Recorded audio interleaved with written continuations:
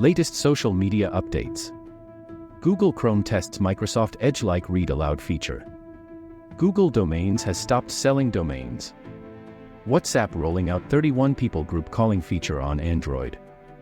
Microsoft adding image-to-text support to Windows 11. WhatsApp rival Telegram gets crypto wallet integration. Amazon demands 30% share of ad revenue from TV networks apps. Google releases Android Auto 10.5. Microsoft Edge is losing tablet-friendly Web Select feature. Facebook, Instagram, and Google control access to news online.